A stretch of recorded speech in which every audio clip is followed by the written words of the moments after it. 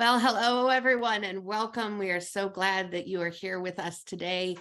We are going to get started in just about 1 minute, but we are so glad that you're here. I'm Pastor Erin Stenberg. I'm the pastor at Malibu United Methodist Church, and it is my honor to be able to Zoom host this Tales by the Sea presented by Ann Buxey and present a very warm welcome to all of our tellers who are here today. And so we just want to welcome each and every one of you as we join together to hear some wonderful storytelling this evening. And so I want to quote Eduardo Galeano for the reason why I'm so dedicated to storytelling. Because every single one of us has something to say to the others, something that deserves to be celebrated or forgiven by another. And I feel that kind of takes care of the whole thing, why we gather together to celebrate, maybe even forgive. So at any rate, we're going to start with Temptations, and we'll have a couple more concerts this year, but now we're focusing on Temptations. And I'm so glad these 5 tellers have taken up the challenge of that, because I don't know if I would have. So here we go. And our next teller has a quote from Marianne Williamson. And some of you might have heard it. Our deepest fear is not that we are inadequate.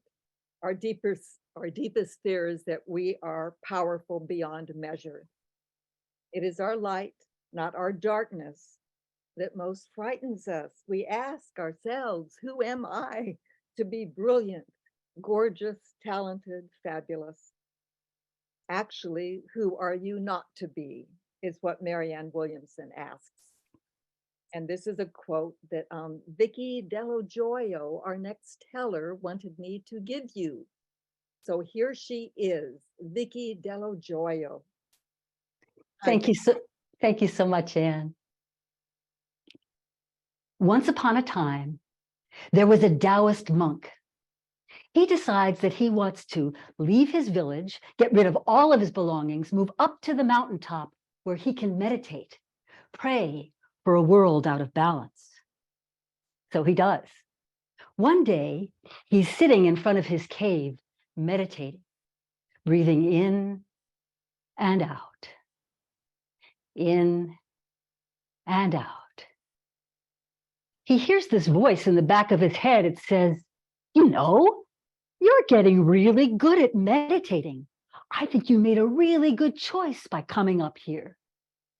Immediately, his inner demons entered the cave like birds of prey, pushing him back in, squawking and quacking and squawking and quacking. You think this is meditating? Ha! You know, this is pretty selfish. I mean, after all you're doing is taking care of you. You think you're going to get rid of your ego that way? That's impossible. Come here. Come with me. Let's just go back to the village. Give up this silly idea. Give up this idea. Like I said, it's impossible and silly. The monk picks up a broom. He begins to whack away at all of these demons, trying to chase them out of the cave, but they chase him back in. Do you ever feel like things are moving along for you just in the perfect direction? You're expanding into maybe a better part of yourself and you're kind of digging it. And then all of a sudden, it's like there's this crack in your consciousness. Sabotaging voices start to come in, tempting you to give up on your dreams, tempting you to listen to the fears, the self-doubts, that bleak world of what if? I've been experiencing a lot of vertigo lately. That's been the perfect opportunity for this crack to happen in my consciousness. What if I get so dizzy that I can't work anymore? What if I'm never going to be able to make money again? What if the utility bill comes and I don't have enough money and it gets cold again? What if I can't pay my phone bill and I'm not able to connect with anybody at all? What if I lose my home? What if I end up in a tent and there's a storm and it fails? And what if I die? What if I die and there really is such a thing as hell? What if I die? There's no such thing as hell, but I come back as a cockroach. I get squashed in the kitchen. I don't know where these words or these ideas come from. They seem so very random to me. But I do remember the very first time fear tempted me to fail. I'm 8 years old. One of my favorite things to do in the summer is to ride my bike down to the town library, pick out a bunch of books, put them in my bike basket, ride back up the hill to my parents' house. When I get off the bike, I select a book, put it in the waistband of my jeans. I go to my very favorite pine tree, the one that has limbs really low next to me. I begin to climb that tree. I get higher until finally I reach the branch that seems like it was made just to cradle my size body. I take my book out of my waistband. I look out. I see the neighbors' backyards. I watch them coming and going. I make up some stories about them. I watch the birds fly by at eye level. I open my book. I dive into the story. I feel like I'm just floating, enjoying, living in a field of possibilities. One day, I'm climbing the tree. My mother comes out the back door. Vicki, what are you doing? That's too high. No, you've got to get down from there. That's too dangerous. Get down from there. Be careful. You're going to fall. You're going to fall. And I do. Now, I don't get hurt. And I want to be clear, this is not about blaming my mother. She had her own reasons for fear and insecurities. But I did realize at that time how contagious fear can be, how it can kind of enter you like an infection, infest there. And as that infestation grows, it gets bigger and becomes its own reality. A few months ago, I had a dream. In my dream, my neighbors tell me there's a mountain lion on the loose. That's not good. That sounds like something bad is going to happen. Something really bad is going to happen. I better hide. I better just stay inside. I don't want to get hurt. I don't want to do anything where I'm not safe. I want to just stay here, stay small. I creep to the back door. I open it. I see her, the big, tawny cat. She locks eyes with me. She begins to pace back and forth across the patio, her tail swishing. I slam the door shut. I lock it. I listen. I can hear her breathing.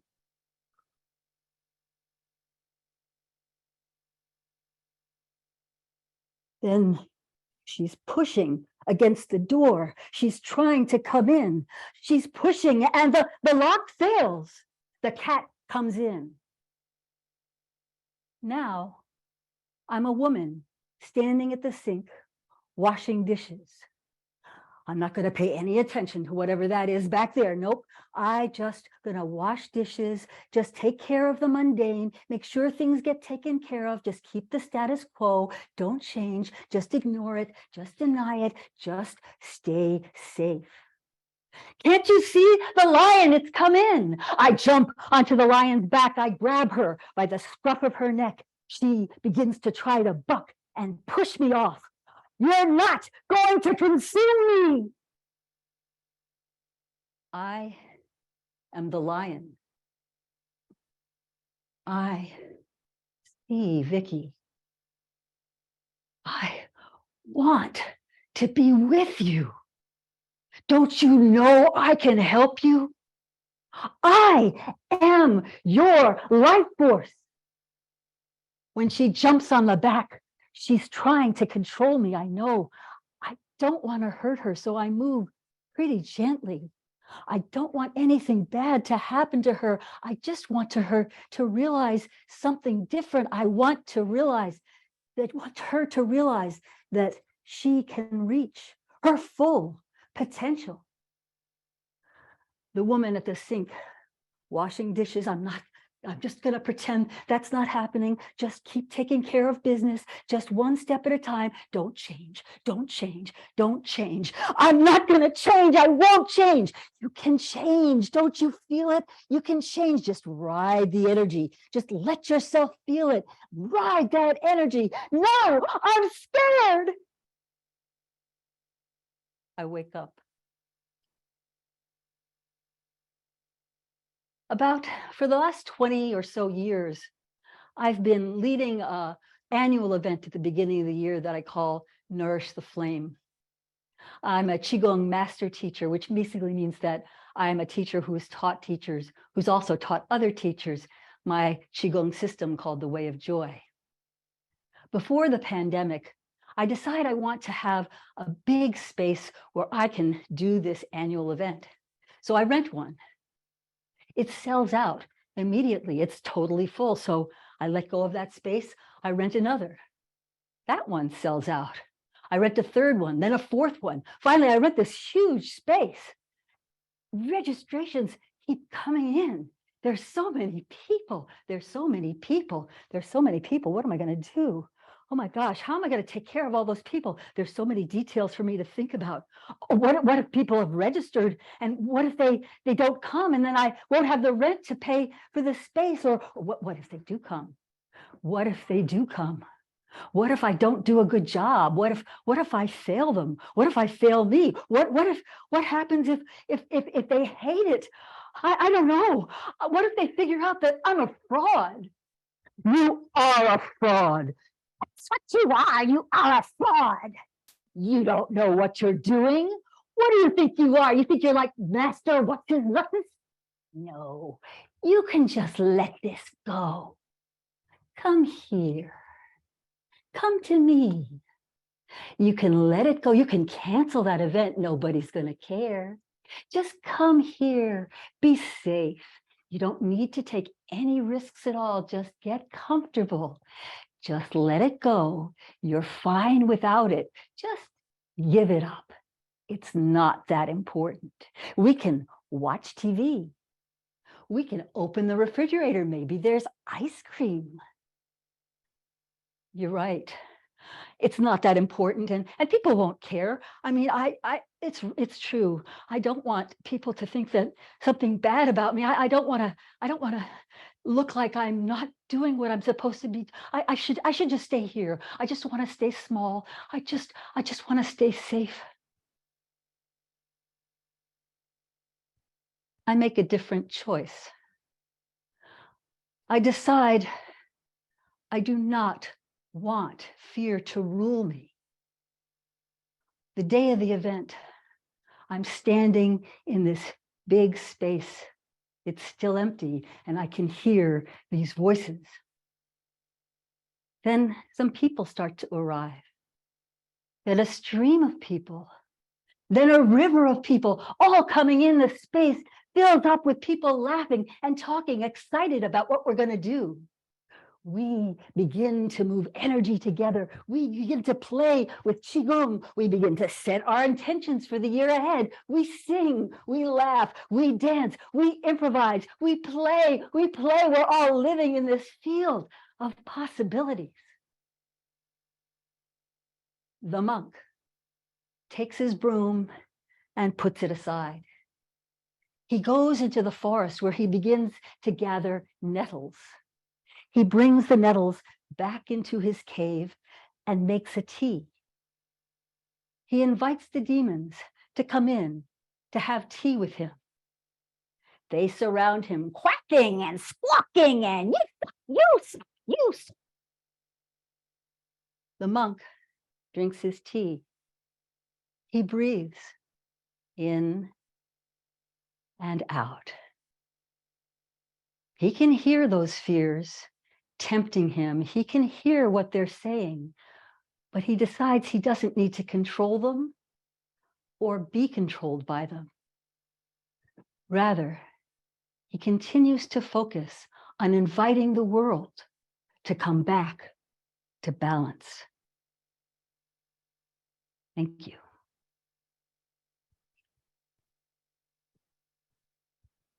Thank you, Vicki. It's funny, I hear people say sometimes that that story was just for me. And that's how it feels. Because when we seem to accept a challenge that scares us, and if we don't let fear cause us to refuse that challenge, we actually might become better versions of ourselves. It's really wonderful. It's really wonderful. Thank you, Vicki, so much for sharing. Thank you for the beautiful summary, Anne. Yeah. Oh, okay. Our next teller, I have a quote from him. It's a temptations, a backward-looking concept, a sentimental imagining of how badly things might have gone. Action brings outcome. Brag into a harsh north wind and ride it onto a roaring sea. Brave the whipping froth, navigate by the compass conscience. Choose a heading, move forward. You need not name each path eschewed. Welcome Dylan Brody back. It is very clear to me that when I wrote those lines for a quotation, I had just finished a session with the person who is training me to be a bard and then a druid. Hi, good afternoon, ladies and gentlemen of my target demographic. This is one of the few shows that I do where I say that, and it is entirely in earnest. Frequently I look at the room of young people and think, oh, those are not my people at all. I am tempted just to talk to all the wonderful people we heard thus far. Thank you guys for your work. I keep seeing things that say that people have entered the room and I'm letting them in as I can. If someone else has control of that, please do it. I've been trying to keep up and afraid I'm ruining the whole show. But now I have to focus on this. It is called True Romance. My wife and I stand together beside our shopping cart, awaiting our turn to pay. We've collected the week's necessities. The woman in gray stands ahead of us in line. Overweight in the late stages of early onset middle age, she keeps her elbows straight, locked, wrists cocked back, palms toward the floor, as though her lumbering gait might spontaneously erupt into a Shirley Temple dance number. I imagine her in a frilly pink skirt. I imagine her in white cotton socks and saddle shoes, and I chuckle at the image. Then I notice the checkout girl, clean-faced and young. She smiles at a bag boy. A strand of hair slips from its place and drapes along her cheek, and when she brushes it away, I imagine myself moving it for her, standing close enough to feel her breath against me, looking into her eyes, wide and blue and gleaming with the effortless openness of youth. I imagine my graceless middle-aged manner might abruptly evolve into Fred Astaire savoir-faire. I imagine her in my arms, the smell of soap and melon-scented shampoo filling my nostrils. I imagine myself feeding her chocolate. I say, do you have M&Ms at home? And my wife reaches for a bag of them. They're on a rack beside the checkout line. She says, no, I almost forgot.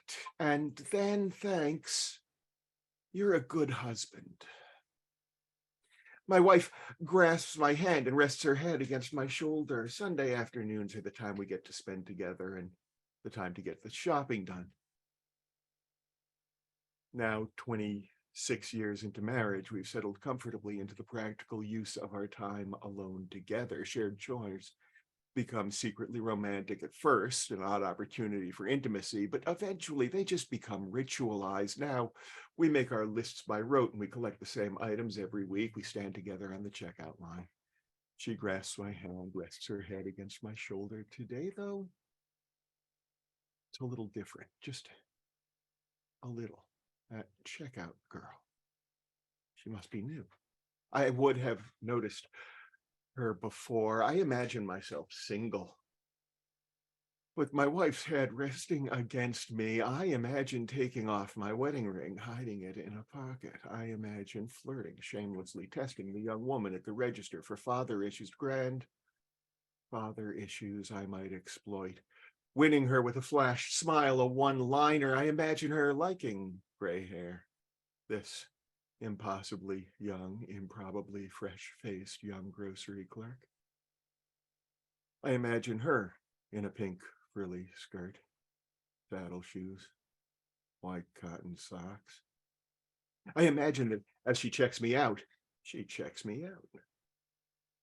I am in flight, waiting to buy my groceries, feet off the ground, elevated in the fantasy of new romance. I am cloud-kissing, sky-skimming Icarus on secretly stolen feathers, riding high on hardened wax. She is the sun. I can feel the danger of proximity, the risk, the melting. She is so hot. And against my shoulder, I feel my wife's patient head as we wait together.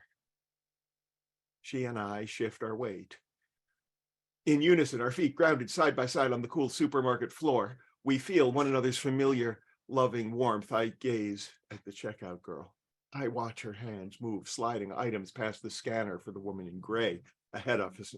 Her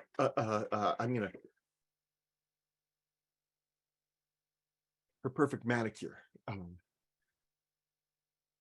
gives the scanning task an air of performance.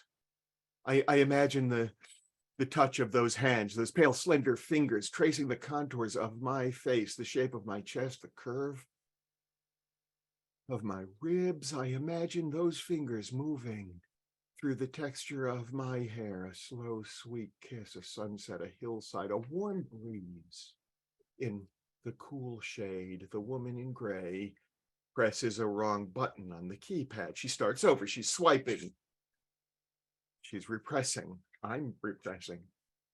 The blonde checkout girl laughs lightly, eyes glinting, patient with the older lady's Luddite technophobic nerves. Her name tag makes her Lisa. Her smooth skin makes her half my age, maybe half my wife's. I think of all our groceries, the choices of a settled couple, frozen dinners, her estrogen, my gas X. I imagine making an excuse to move us to a different line, avoid the revelation of these items to the beautiful young woman with the perfect hands, the patient laugh. Beside the cart, beside my wife, I try to emulate the patience of the lovely checkout clerk as the lady in gray begins again, apologizing, swiping, pressing buttons. I turn the ring slowly on my thick finger and wait. I imagine the moment soon when Lisa's hands will be upon my items, when her easy smile will shine on me. Her friendly laugh will be for me, and then I imagine she'll read the digits and I will finger out the tender for her. My wife and I play a game.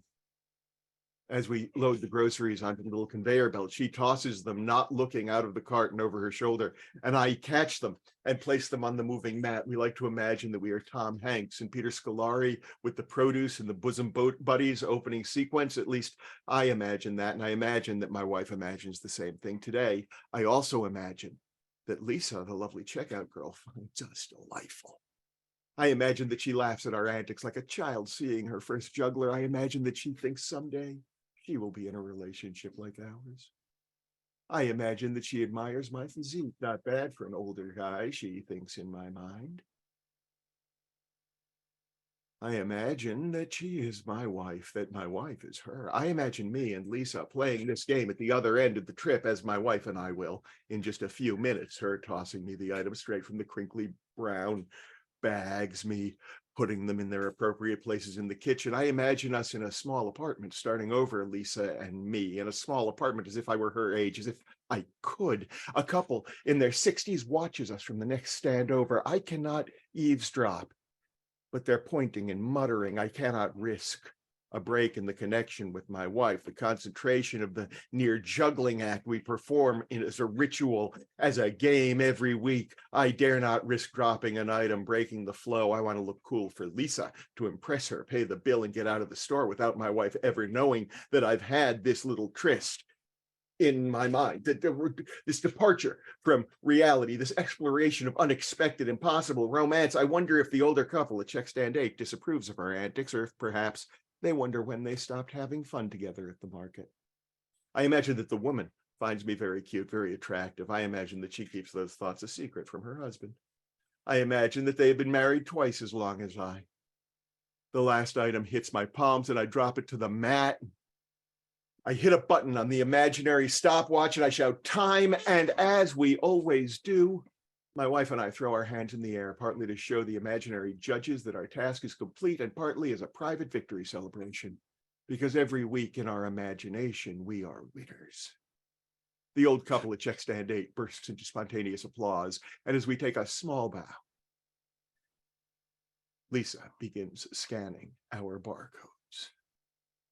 She does her job with well-practiced precision. Her hands reach and grasp, sliding each item past the scanner. As they wrap around each can of refried beans, I imagine their grip, their warmth. I see the easy rhythm of her work, and I imagine holding her, the rhythm of her heart against my chest, her eyes as she looks up at mine. I imagine her adoring gaze, her scent filling every breath, her eager kiss against my lips. I cannot help myself, I imagine, as I wrap within her grasping limbs and take her up against me. I imagine driving home, ashamed. I cannot help myself. I imagine my wife knowing now. Imagine her rage and her betrayal. I imagine the angry tossing of items into a bag, a suitcase, the slam of a car door, the squeal of tires. I imagine myself falling back into the darkness of a lonely house, reeling with despair. No 22-year-old can know a sinking sadness that no energetic sports sex could ever assuage. I imagine the cupboards full of groceries and eating alone at the dining table my wife and I picked out together. I imagine the jar full of M&Ms, always full. I imagine eating ice cream from the carton and feeling always empty. I imagine the guilt and the knowledge that this is my own, this sadness, this weight gain, this void, this darkness, this spiraling sense of loss. Then my wife says my name. She says it again. I produce my wallet, confused. I fold out bills as Lisa takes my cash. Our fingertips touch for a moment, and I am distantly aware that this might have some significance for me. Where did you go? My wife asks. What were you thinking just now?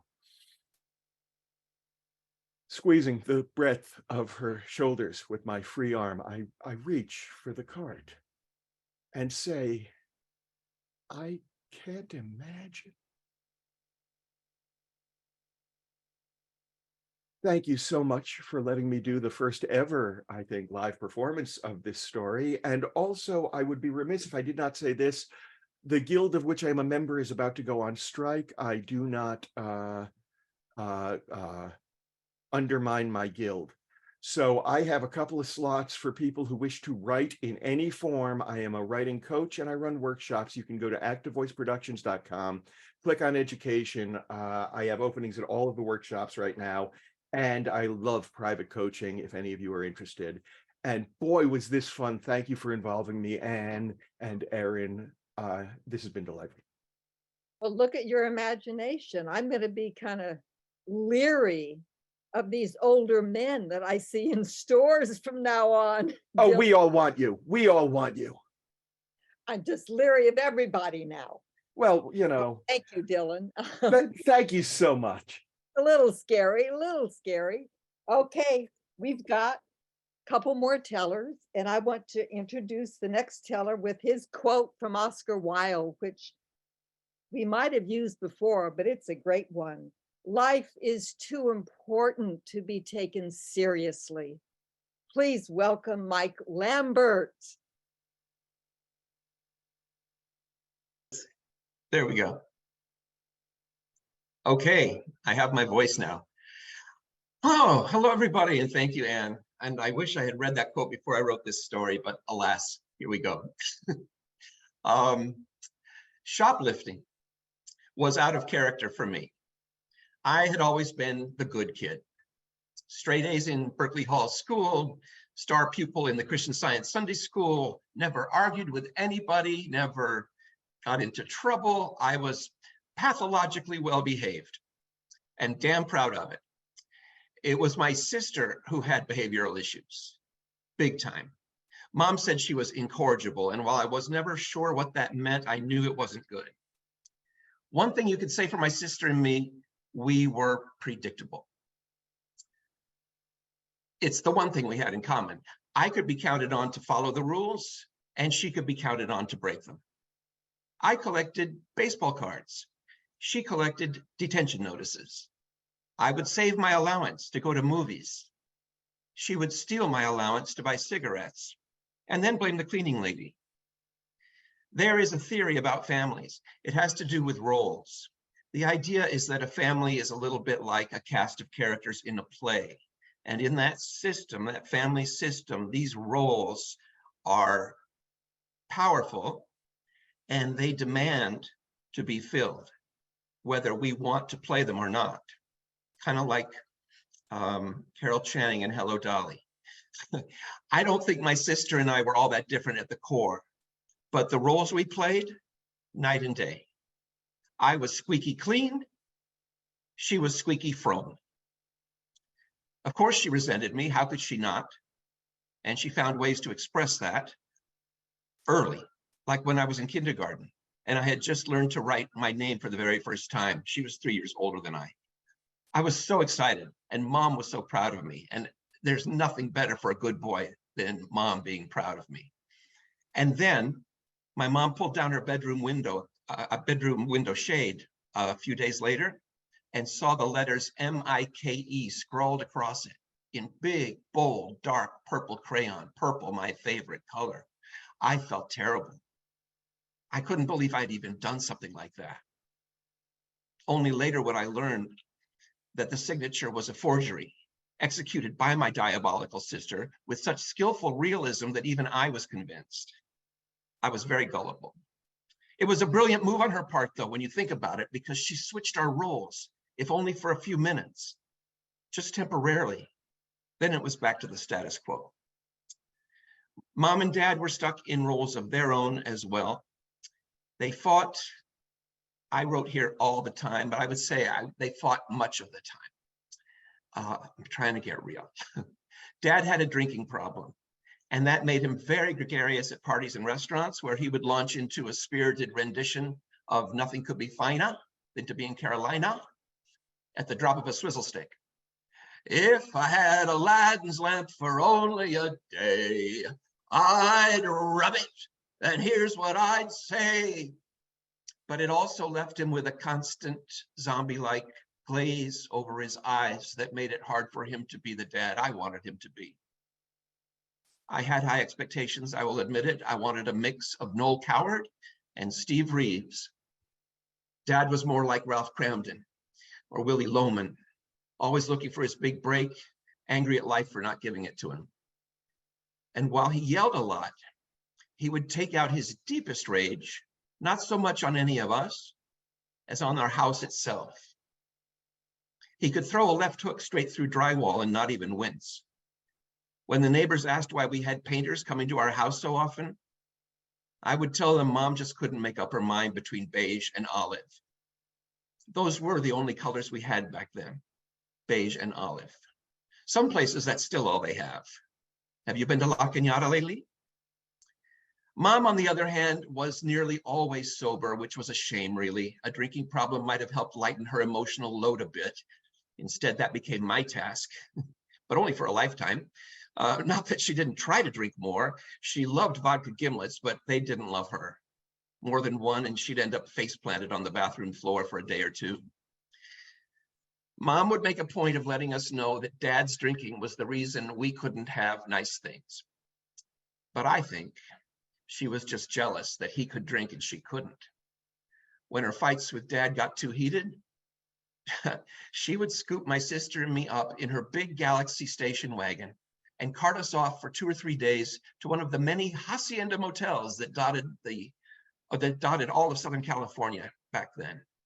And she would call it a vacation. And at the time, I believed her.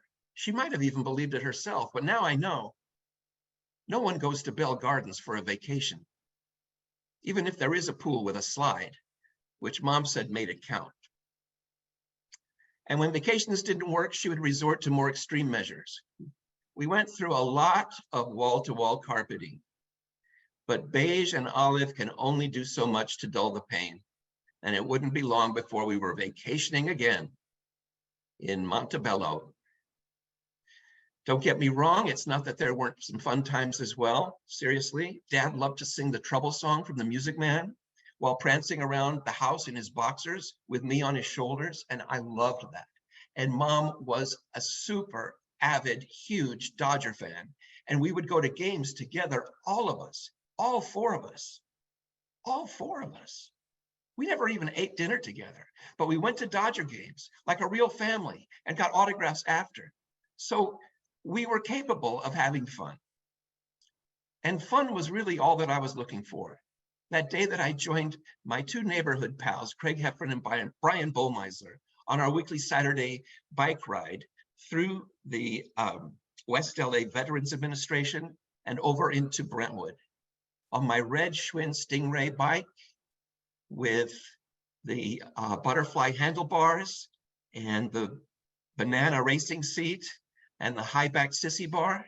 That bike was epic. Craig and Brian were bad boys, or could be. They were a grade or 2 older than me, and I looked up to them, and I loved these weekly rides to Brentwood. But this time, it came with a caveat. This time, they told me that I could only join them if I would agree that when we got to the Brentwood 5 and 10 cent store, which was our usual destination, that's a throwback. There would be no such thing as a Brentwood 5 and 10 cent store ever again, at least not today. Anyway, we'd go to that store, but the clincher was I had to agree that I would steal something, anything from the store. Each of us was going to steal one thing. That was the agenda, and I had to swear to it. And as tempting as it was to stick to my squeaky clean values and say, no, I can't possibly do anything like that, it was even more tempting for this unfailingly good boy to run with the bad boys just once, just to see what it felt like. No one would know. It might even score me some points with my juvenile delinquent sister, whose approval I also secretly craved. So about an hour later, the 3 of us were on San Vicente Boulevard parking our bikes, walking in to the 5 and 10 cent store, casing the joint, wandering nonchalantly, or trying to look nonchalant, up and down the aisles, checking out the merchandise, trying to pick the object that we would take, each of us. And I spotted this bin on the left-hand wall on a shelf about waist height. And it was filled with these tiny rubber frogs, those little wiggly, rubbery things that you throw at someone to scare them on Halloween. Mattel made them back then. They were called creepy crawlers, and it was perfect. It was the perfect object because it was small, just the right size. And they were just lying there, almost asking to be taken. And when the moment was right, I made my subtle move. I thought it was subtle. It probably wasn't. Thank God we didn't have cameras back then. Well, the bike ride home was exhilarating. I felt transformed. I wasn't looking to be transformed, but I felt transformed, and it felt great. I had broken free from the yoke of good boyism, if only for an instant. And that felt great. I'd also gained the respect of my two quasi-criminal badass friends from the neighborhood, and that conferred a form of self-esteem I never thought was possible. I couldn't wait, though, to tell my sister, my quasi-criminal sister. She would be so, so proud of me. And all that resentment that had separated us for so long, since kindergarten, now I was in 5th grade, that would fade, and we would be friends at last. Well, I got home and I rode up to our little front lawn. I jumped off my bike, didn't even put the kickstand down. I ran up to her bedroom window, which opened onto the front of the house by the front porch. And I knew she was there because I could hear Honky Tonk Woman blasting, and I could smell the incense, or maybe marijuana. I could never tell the difference because I was a good boy, wafting through the window screen. It was so cool. It was like Mission Impossible. I ran up and in a hoarse whisper through the screen, I told her about the clever heist I had masterminded and proudly showed her my stolen loot and stood there waiting to receive her admiration, to bond with her. She paused for a moment as though considering a response, and then she shouted at the top of her voice, "Mom, Mike stole something from the dime store." Sorry if that was too loud on Zoom. Mom was on the front porch in a flash, demanding a full explanation. And because I couldn't think of one, I made the horrible mistake of telling her the whole truth. She seemed pretty upset, but she didn't say anything. Instead, she walked quietly through the house, out the back door, and into the garage where Dad was working on his car. He was sneaking gulps of Cutty Sark while working on his car. And I couldn't hear what they were saying. But 15 minutes later, I was sitting in Dad's 63 T-Bird with Dad at the wheel, and we were heading back to the 5 and 10, where he informed me I would be returning my item to the owner of the store, confessing my crime and apologizing. And I'm just thinking this now, they never made my sister do that when she stole stuff. So I don't know what was up with that. But he was calm and he was forceful, out of character. I looked at him and said, "Who are you and what have you done with my real father?" Of course, that was only on the inside. So we walked into the store together. And Dad said to the owner at the cash register, "My son has something to tell you." It was so Andy Griffith. I was mortified, though. My good boy role was everything to me, and it was about to just come crumbling down. But as my dad stood there, it was hard, but I did it very reluctantly. I told the guy I'd taken the frog. I handed it back to him, and I said I was sorry. And I was. And thus ended my all too short walk on the wild side. I never stole again, except from the IRS, and that must not leave this room. And I've pretty much been a good boy ever since, with all the baggage, good and bad, that comes with that. I probably shouldn't say this, being a good boy and all, but truly, I don't know if I ever really loved my dad. Maybe I did, in a very odd way, an un-Hollywood way, from a very great distance. But that day, in that store, and in that car, he was a dad to me. It may have been only for a moment, but it happened. It was real, and I felt it. And I am so glad now that I remember it, because that means that the story I tell myself that I didn't really have a dad isn't entirely true. And acknowledging that is making me better. It has made me a son, a better son, and a better friend to my dad and to myself. P.S. My sister still hates me. Thanks. Oh, Mike, how, you know, it's just a wonder that we manage to grow up at all. And it makes me wonder, you know, what is a family anyway? But I'm glad you closed the way you did, because that speaks to the reason we tell these stories, so we can learn that about ourselves. Boy. And then the working relationships that happen in families that you kind of get stuck in, you know, between you and your sister. I mean, it was, and how you can convince yourself of things too. You get convinced. Mhm. It's fascinating. And then how we have to unconvince ourselves later. Yeah, Yeah. So thanks so much for telling that story, Mike. thank you. Yeah.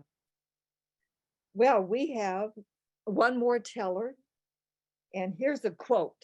His quote is from the Brothers Grimm, from the story of Faithful John. And it is, do not show him the picture of the princess. If he sees it, he'll fall violently in love with her, drop down in a swoon, and go through great danger for her sake. Welcome, Antonio Sacre.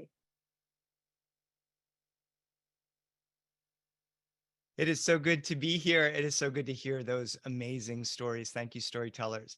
I have such fond memories of being in Anne Buxey's house doing Tales by the Sea, in that beautiful church doing Tales by the Sea, in that beautiful space, literally right by the sea. And and another memory here tonight being on Zoom with you all. There is a long line of stories about the danger of looking back. Lot's wife in the Old Testament looks back and she's turned into a pillar of salt. Orpheus is able to release his wife, the beautiful Eurydice, from the underworld. Hades gives us permission, and he just needs to walk out through the underworld to the light. And if he looks back, she will not be allowed to leave, and they travel. Maybe days, maybe hours, maybe minutes. However long it feels when you're traveling through the underworld with your soon-to-be alive wife, and he thinks, maybe she's not there. Maybe she missed the pass.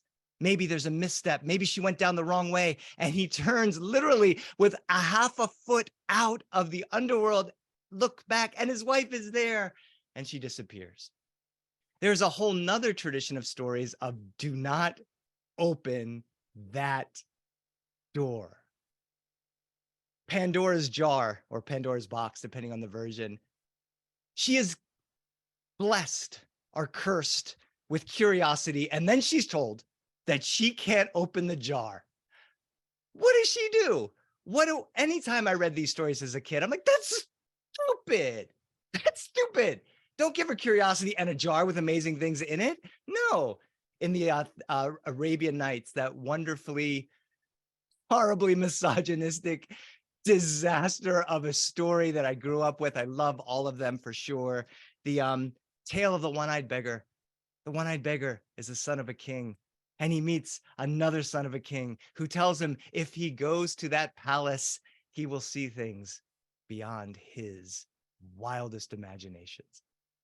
And there are 3 amazing pages when you're a 13-year-old boy in Newcastle, Delaware, about the delights that that man experiences in the palace. He has 40 nights, and on the 40th night, the 40 maidens that he was able to entertain say, we're going to be gone.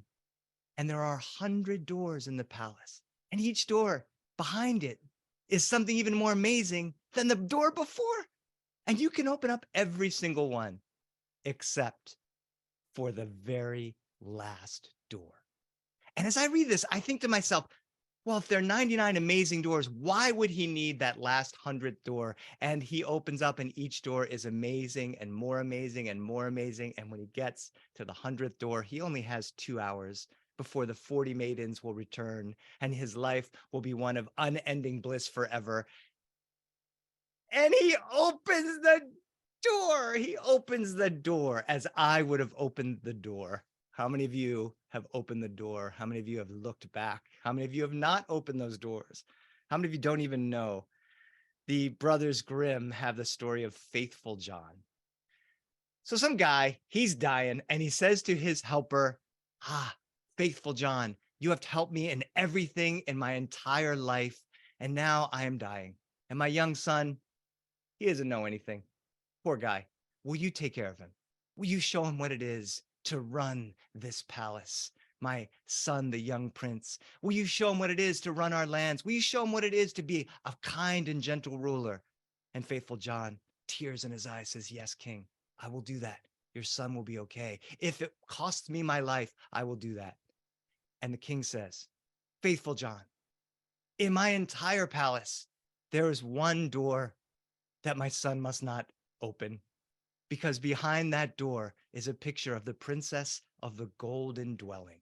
And if he sees that picture, he will fall in a swoon flat on his face, and he will get up, and he will cause hardship for you and hardship for himself, and will not survive the experience.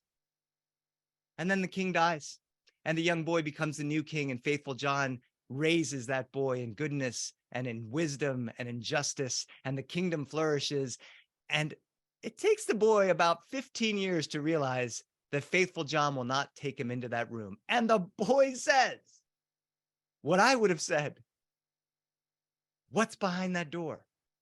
Oh, your dad says you can't open that door. My dad's dead. I'm opening that door. I'm not going to let you open that door. I promised on his deathbed that I would not. And the boy says, I will stay here, and I will scream and yell and pound, and I will not do another thing unless that door is opened. And Faithful John says there's nothing to it. He opens the door, and the boy looks at the princess of the golden dwelling, a portrait so amazing that it is almost lifelike. And he falls flat on his face like a dude at a grocery store flirting with the checkout girl. Bam, right on his face. And he gets up and he says, Faithful John, I must meet that woman, even if it costs me my life. How many of you have been in that relationship? You must meet that woman. And so Faithful John says to the prince, the king, the young king, bring all of the gold in the kingdom, fashion it into beautiful trinkets, and bring it to her. And he does. And the princess of the golden dwelling sees the young king and the gold and falls in love. And they live happily ever for the bride back on the boat, when a raven speaks to Faithful John and says, oh, if he gets off of the boat and he sees a horse and he rides it, he will die unless somebody shoots that horse, but doesn't say anything about shooting the horse. Faithful John listens to the birds. It's a Grimm fairy tale. It's how it happens. And he realizes that he has to kill that horse. And, but even if they get past the horse, he is going to see a wedding garment that he will want to put on, but it is poison and he will die unless somebody grabs that garment with gloves on and throws it into the flames. And another bird says, but even if they get past those two things, that he will not marry, because of the water that he will see when he walks in. He will wish to drink it, and the water must be splashed into the face of the new bride-to-be. And Faithful John does all these things. And for these 3 offenses, he is put to death. And he dies. But as he dies, he turns into stone. And the stone statue says to the king that if you sprinkle the blood of your wife on the statue, I will come back to life. And John thinks, the king thinks this is a terrible thing to do, but he does it. And John comes back to wife, the wife comes back to life. And at the very end of the story, it says they all lived happily until they died. That's the story of Faithful John. And it's the story of opening up these doors. And I realized as a storyteller, as a performer, I have had 3 of these doors presented. The very first time I told stories to an audience in Chicago when I was just learning to tell stories, I was doing it with 2 other dear, amazing storytellers. And there was a humongous producer who had just produced a touring Broadway show of sort of spoken word, kind of the first of its kind. And he said, I want to take this and turn it into a Broadway show that will tour around the country. And he said, I will give you, the number could have been any number over $300 because my rent was $250 a month. It was something massively more than that. I don't remember what the amount of money was, but it really felt like we were going to get rich. And he said, you're just going to have to tell that exact same story for the next 3 years on the road. One story over and over and over again for unspeakable wealth. And I thought, and I said to my friends, if we take this deal, if we go through that door, we're never writing another story. We're going to tell this story forever. It's going to be our #1 hit and the only hit that people will request. And Paul said, yeah, but think of the money. And Donna said, we're going to be touring. Isn't that amazing? And I said, and we're not going to be writers. And I turned it down. And I wrote a second story. And my mom heard me tell that story at a small theater in New York. And she said, honey, that was better than William Shakespeare. She didn't say very good or as good as William Shakespeare. She said better than William Shakespeare. And my mom and my auntie and my 5 best friends from New York thought that that story was amazing. And I had no one listening to that story. I couldn't pay the rent of $300. And I wrote another story and I moved out to Los Angeles and a producer saw it. Because that's why I moved to LA. I said, I'm going to LA and a producer is going to see me and they're going to give me that opportunity that I threw away in Chicago 5 years ago and the opportunity I didn't get in New York. And the producer said, that story is great if you just change the ending a little bit and the beginning and fix the middle. I think it's going to be awesome. And I said, I am a writer who is better than William Shakespeare. And what do you know? And he said, all right, great. And he split. And I just thought that movie producers would see my stories every time I told stories. And it didn't really happen. But 10 years later, Ann Buxey, you were in the audience at the Comedy Central workspace where I did a show and a producer saw it and said, we want to turn it into a sitcom. And I said, it's absolutely a sitcom.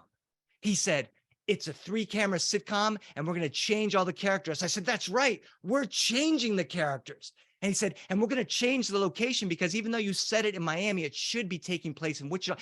I've always saw it in Wichita. And he said, the main character shouldn't be somebody like you. It should be somebody totally different. I said, it should be totally different. What do you want me to do?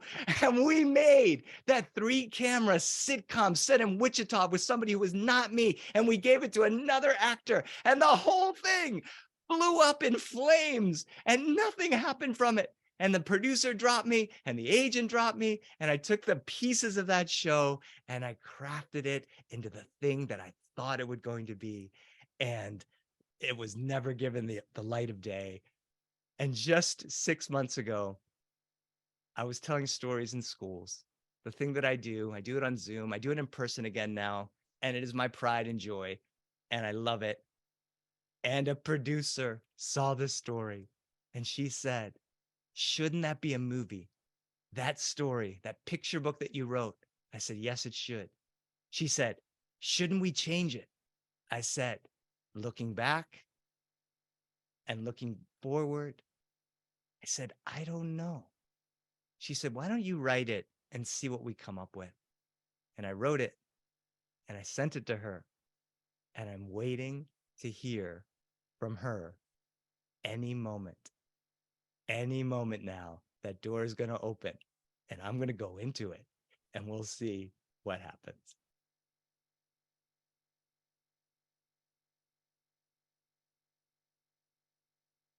We're now we all want to know what's going to happen. Antonio. Oh. You will, nothing is going to happen. And this has happened to me like 10 times. I love what I wrote and I'm excited about it. She seems for real, but we'll see. We'll see. I remember seeing you at the Sierra Storytelling Festival when you did Black and Blue and that one. That's the show my mom thought was better than Shakespeare. And I'm so glad you saw that. I love that show. I still think about that show. Do you ever do it? I don't. It was definitely a sort of show written for me at the time, for me in my 20s, for sure. Well, I love that show. I think it's better than Shakespeare. Do you think it's better than Shakespeare? I would say don't forget about it, is all I'm saying. Don't forget about it. All right. Thanks, Ann. Yeah. Thank you. Okay. So that's it, everybody. We're not going to be back again until August for a show called Excuses. And then in November for a show called An Unlikely Place. So there you have it. And here are all these beautiful tellers, Mike Lambert and Dylan Brody and Vicki Joio. And where's Ty Fance? He's somewhere. I don't know where he went. Oh, there he is, Ty Fance and Antonio Sacre. Thanks you all. Oh, if you have anything you want to say, let's go ahead and ask a question. If you want to ask a question to any of the tellers, you can just unmute yourself. Peg. Yes, Ty, I would like to know what your relationship is like with your daughter now. I'm going to try to sum it up. She had 3 stepfathers before she got married, and she called me to walk her. Perfect. Oh my God. That gives me goosebumps. Thank you. Mm-hmm. She's Thank great. you for asking, Peg. Yes. Thank you. Oh, that's wonderful. Anyone have another? If you want to say anything, just unmute yourself. If you have anything to say.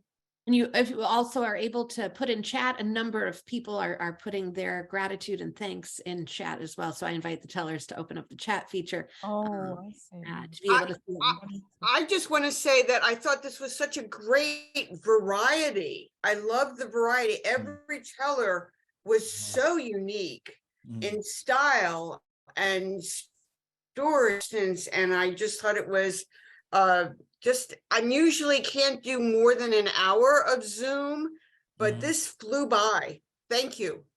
Oh, And thank also, you. who called me Goddess of Delight? That was me. I was afraid that you might have been slipped into the list to tell stories and your thing said Don. So I wanted to change it so it didn't say Don. Thank you, Dylan. Thanks so much. Okay.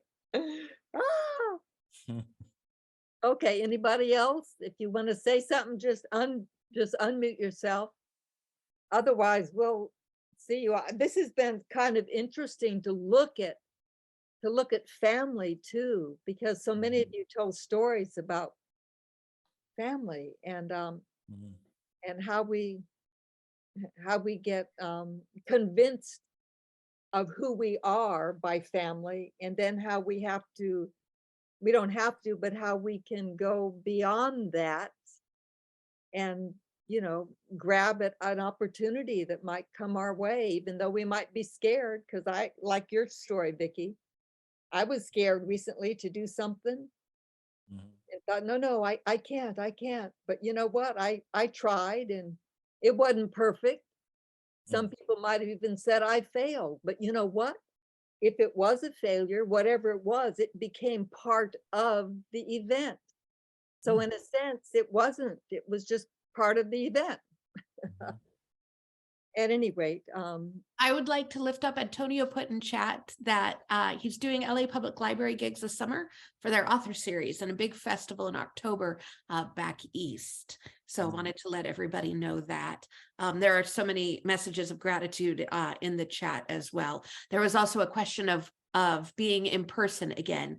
And that's something that I think we're always discerning. I think that there are some really positive elements for Zoom in terms of our tellers being from all different places and not necessarily having to come on down to Malibu, but it is an ongoing conversation. Well, and Aaron, I thought about doing an in-person one and having it be kind of a fun one at the church, and do soup again, how we used to have soup, and do that at For a some, second, I thought you were saying that would be the theme of the show. no, Yeah. soup. We'll do a show about soup. Soup, I have everyone. stories You about wouldn't want to miss it. So just wanted to let you know that is an ongoing conversation. I don't think we'll let go of Zoom completely, but adding other things in down the road as well. Variety is the spice of life, right? But I want to say a big thank you to Anne for pulling all of this together as she does with such grace and aplomb, and to all of the tellers for their talent and the sharing of their gifts and just the amazing stories. I second the thought of how wonderfully diverse the stories were and how unique each and every one of them. So we are so grateful for them being here this evening. And just to let you know as well that we did record this Tales by the Sea, and that goes up onto the church's YouTube channel. If you search Malibu United Methodist Church, and there's playlists specifically for tales and for poetry by the sea, because I don't know about you, but it can be very wonderful to go back and re-experience the stories and listen to them again. I always hear something new each time, and so wanted to let you guys know about that as well. All the stories except for Ties. Ties won't be on this one. Correct. But we were blessed to be able to hear that for those of us who were able to get there today. This is Angela Lloyd, and Oh, like Angela. Antonio, I remember being by the water and being at your house for concerts and being in the church. So it's lovely to be here with you on Zoom. I wanted to know how Ty spells his last name because he's new to me. Oh, it's spelled like France, the country, but there's no R. Okay, very clear. Mhm. Lovely tonight. Anyway, lovely to see you all. Lovely to hear you. Oh, Angela, you're wonderful to see. Great. You are such a good teller. I hope you come to Tales someday. I'm in. I'm Good. in. Thank Let you. me know. Thanks. Bye. Okay. Yeah. So where are we going now? I think it's time to go. So we'll see you all perhaps in August or November. And thank you one and all for being here. And Aaron, stay on just a minute after we leave. I've got to ask you something too. Happy to. And what I would suggest is we will close this meeting and then we will log back on together to touch base. So Thank you guys so much. Thank you, everybody. Great to see everybody. Have a great Thank you, everybody. That So was long. great. Thank you. It was wonderful. Your answer to my question makes me cry. Thank you.